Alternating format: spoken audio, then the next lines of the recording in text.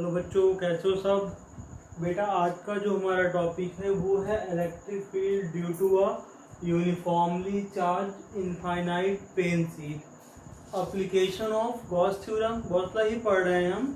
और यहाँ पे ये है हमारा क्या, यहाँ पे इलेक्ट्रिक फील्ड फाइंड करना है किसके लिए, प्लेन शीट के लिए, राइट। तो यहाँ पे एक डायग्राम देखिएगा, ये क्या है आपका, एक प्लेन शीट दिख रही है। यूनिफॉर्मली प्लेन शीट का मतलब होता है कि चार्ज आपका यूनिफॉर्मली क्या है, उसमें डिस्ट्रीब्यूट है हमारा। यहाँ पे देखो हमने प्लस प्लस बना के पूरा दिखा दिया है, ठीक है ना। अब यहाँ पे आप क्या कंसीडर करते हैं कि let us consider a thin plane sheet. एक कैसी है, थिन प्लेन शीट है हमारी, having uniform surface charge density. Surface charge density कितना है बेटा इसकी, ये रही हमारी सिग्मा, राइट। अब यहाँ पे देखो एरिया ऑफ क्रॉस सेक्शन निकाला है, सिग्मा इनटू एरिया। कैसे आता है मालूम है ना, charge enclosed by the Gaussian surface. क्या बताएंगे इसको हम, charge enclosed by the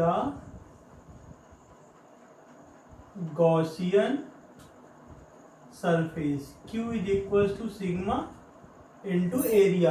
कहीं कहीं आप यस मान लेते हैं, हमने ये माना है तो आप ए भी मान सकते हैं, ठीक है ना।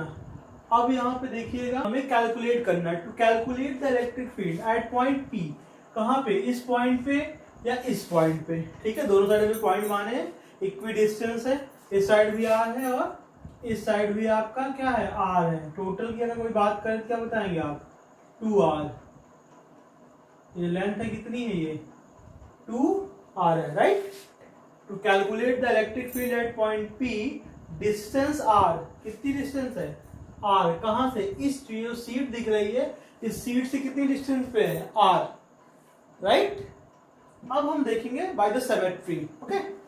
यहां देखिएगा electric field point outward normal to the surface, by the symmetry electric field point outward normal to the surface, okay. फिर इसके बाद हम देख रहे हैं also they have the same magnitude toward opposite direction. Directions opposite है but magnitude क्या होगा बेटा, सेम होगा। They have the same magnitude toward opposite directions. Direction कौन सी है, एक P साइड की है और एक P डैश साइड की है, okay. Now we have to choose cylindrical Gaussian surface. क्या चूज करना है, cylindrical Gaussian surface of cross sectional area capital A, cylindrical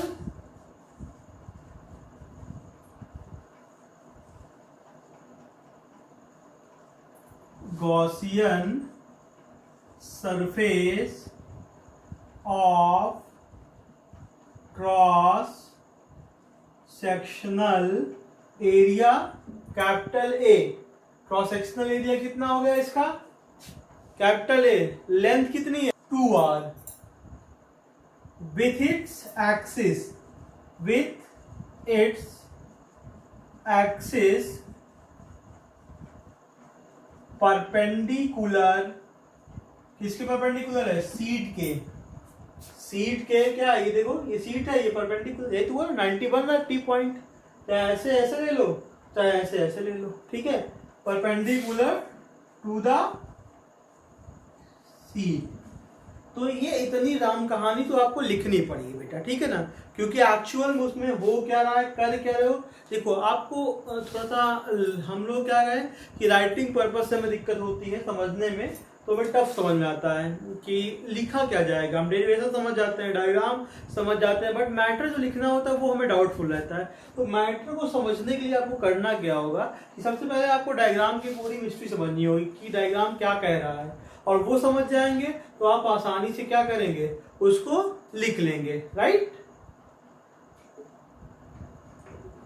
आइए फिर हम आगे देखते हैं। बेटा अभी इसको इरेज कर दे रहे हैं, इतना आप नोट कर लीजिएगा, ठीक है ना।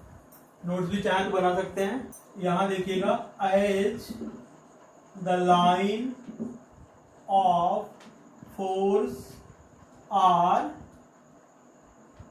Parallel to the curved surface, तब क्या होगा, line of force are parallel to the curve surface, curve surface के पैरेलल होंगे line of force, the flux through the curved surface is zero. जब लाइन ऑफ फोर्सेस क्या होंगे, curve surface के parallel हो जाएंगे, यहाँ देखिएगा, तब हम क्या करेंगे, यहाँ पे तो फ्लक्स निकलेगा, वो क्या दिखा देंगे, फ्लक्स को हम जीरो दिखा देंगे, ठीक है ना, फ्लक्स क्या हो जाएगा, जीरो आपका। तब यहाँ देखिएगा तो कर्व सरफेस के अंदर फ्लक्स हमारा जीरो हो गया, बट इंड सरफेसेस पे तो है ना, then the flux at the point in surfaces, then the flux at the point in surfaces क्या हो जाएगा, phi is equals to E electric field into area of cross section होता है, ये हो जाएगा बेटा phi E is equals to ये एक साइड का, ये एक साइड का, दोनों कितना हो गया 2EA, phi E is equals to 2EA, E क्या है इलेक्ट्रिक फील्ड, A क्या है एरिया ऑफ क्रॉस सेक्शन। एक चीज और मैंने बताया था आपका, ये charge enclosed by the Gaussian surface कितना है आपका, charge enclosed by the Gaussian surface Q is equal to sigma A, ध्यान दीजिएगा Q इज इक्वल टू कितना है, सिग्मा ए। कोई फॉर्मूला याद आ रहा है, according to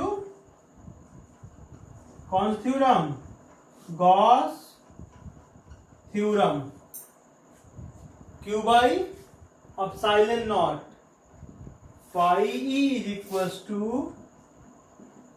Q by epsilon naught, and we have value of Q and phi both, so we put that value in this particular equation. Okay, यही कर देना बेटा, 2EA is equals to sigma A upon epsilon naught, A से cancel out, E is equals to sigma upon 2 epsilon naught, क्या आ गया, E is equals to sigma upon 2 epsilon not. अब यहाँ पे एक चीज थोड़ा समझ लीजिएगा, E जो है वो इंडिपेंडेंट है, E इज इंडिपेंडेंट किससे, R से, यहाँ पे क्लियर हो गया, R का E में कोई रोल नहीं है, यानी कि इलेक्ट्रिक फील्ड जो होता है उसमें डिस्टेंस का यहाँ पे कोई रोल नहीं है, यानी R का कोई रोल नहीं है, ठीक है ना।